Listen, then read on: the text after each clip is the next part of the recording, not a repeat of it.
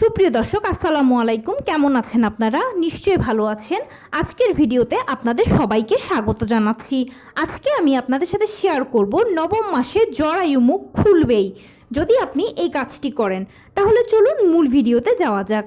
By the way, মূল ভিডিওতে যাওয়ার আগে একটা কথা বলি, আমি আমার চ্যানেলে pregnancy related, specially normal delivery related অনেক ইম্পর্ট্যান্ট তথ্য ভিডিও আকারে শেয়ার করে থাকি। এই তথ্যগুলো আমার পার্সোনাল এক্সপেরিয়েন্স ও আমার ডক্টরের সাজেশন থেকে নেওয়া।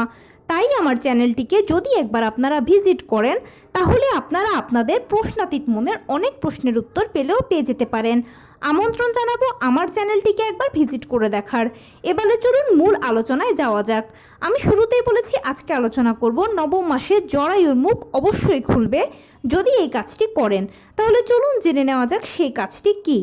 দেখুন, আমরা সবাই জানি যে নর্মাল ডেলিভারিটা সিজারের তুলনায় ভালো, কেননা সিজার হচ্ছে একটা ছোটোখাটো অপারেশনের আগে পরে বিভিন্ন ধরনের ঝুঁকি থাকে বিভিন্ন ধরনের সাইড ইফেক্টস। সিজারিয়ান পেশেন্টকে মানতে হয় সারা জীবনভর কিছু না কিছু নিষেধাজ্ঞা, কিন্তু নর্মাল ডেলিভারি তার সব কিছু থেকে সেফ ও সিকিওর। নর্মাল ডেলিভারি পেশেন্টকে কোনো ঝামেলা পোহাতে হয় না, আরামসে দিনাতিপাত করতে পারে। সেজন্য আমরা সবাই নর্মাল ডেলিভারিকে পছন্দ করি, নর্মালে বাচ্চা জন্ম দিতে চাই। কিন্তু নর্মাল ডেলিভারি হচ্ছে একটা প্রাকৃতিক পদ্ধতি, তাই এর প্রতিটা ধাপ প্রাকৃতিকভাবে শুরু হয়ে প্রাকৃতিকভাবেই শেষ হবে। ডাক্তার দিয়ে জোর করে ঔষধ দিয়ে কোনো মতেই কিছু করা সম্ভব নয়। সেজন্য নর্মাল ডেলিভারি প্রিপারেশনটা আপনাকে প্রাকৃতিকভাবেই নিতে হবে। এখন নর্মাল ডেলিভারির প্রথম শর্ত হচ্ছে আপনার জরায়ুর মুখ খুলতে হবে। জরায়ুর মুখ যখন খোলা শুরু হবে তখনই নর্মাল ডেলিভারি কনফার্ম। এখন জরায়ুর মুখ খোলার জন্য কি করতে হবে আপনাকে? আমি শুরুতেই বলে এসেছি যে প্রাকৃতিক যেহেতু পদ্ধতি, তাই প্রস্তুতিটাও নিতে হবে প্রাকৃতিকভাবে। জরায়ুর মুখ অবশ্যই খুলবে, আপনার সময় মতোই খুলবে। শুধুমাত্র নবম মাসে আপনাকে এই কাজটি করতে হবে। কি করবেন? কঠিন কোনো কাজ নয়, একটু কষ্ট করে নিয়মিত হাঁটাচলা করবেন, টুকটাক কায়িক শ্রম করবেন। কি পারবেন না এতটুকু করতে? অবশ্যই পারবেন, পারতে হবে। নর্মাল ডেলিভারি যদি চান সময় মতো জরায়ুর মুখ খুলুক, তাহলে এটা আপনাকে পারতেই হবে। সকালবেলা ঘুম থেকে উঠে 30 মিনিট হাঁটাচলা করবেন, এরপরে কিছুক্ষণ বাটারফ্লাই স্টাইলে বসে থাকবেন। 10-15 মিনিট বাটারফ্লাই স্টাইলে বসে থাকলেও চলবে, এর থেকে যদি বেশি চান তাহলেও হবে, কোনো অসুবিধা নেই। এরপরে রাতে খাবার পরে ঘুমোতে যাওয়ার আগে 30 মিনিট হাঁটাচলা করবেন, কিছুক্ষণ বাটারফ্লাই স্টাইলে বসে থাকবেন।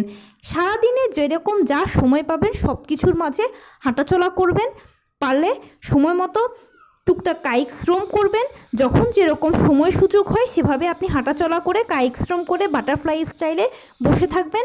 আর প্লিজ লো কমেটটা ব্যবহার করবেন। বর্তমান সময়ে আমরা করি কি, হাই কমেটটা বেশি ব্যবহার করি, সেখানে আমরা আরাম বোধ করি। বিশেষত নবম মাসে গেলে মায়েদের উঠা চলা হাঁটা বসাতে একটু কষ্ট হয়, তখন সেক্ষেত্রে হাই কমেট ব্যবহার করলে আরাম বেশি লাগে, লো কমেটে একটু কষ্ট লাগে। কিন্তু লো কমেটটা যদি আপনি ব্যবহার করেন তাহলে পেলভিসের খুব ভালো একটা আপনার ব্যায়াম হয়ে যাবে। এছাড়া নিয়মিত হাঁটাচলা করা এবং সেই সাথে টুকটাক কায়িক শ্রম ও লো কমেট ব্যবহার করলে দেখবেন সময় মতো আপনার জরায়ুর মুখটা খুলে যাবে। আপনারা সবাই তো জানেন যে 37 থেকে 40 সপ্তাহ হচ্ছে নর্মাল ডেলিভারির সময়। 37 থেকে 40 সপ্তাহের মধ্যে কিন্তু নর্মাল ডেলিভারিটা হয়ে যায়। আর 37 থেকে 40 সপ্তাহের মধ্যেই দেখবেন নিয়মিত হাঁটাচলা, টুকটাক কায়িক শ্রম যদি করেন, লো কমেট ব্যবহার করেন, আপনার জরায়ুর মুখ খুলবে এবং নর্মালিও আপনি বাচ্চা জন্ম দিতে পারবেন। খুব সহজে হবে, কষ্ট কম হবে আপনার। অনেকেই বলে যে নবম মাসে স্পেশাল ব্যায়াম করতে হয় নর্মাল ডেলিভারির জন্য। এটা আসলে প্রপারলি ঠিক নয়।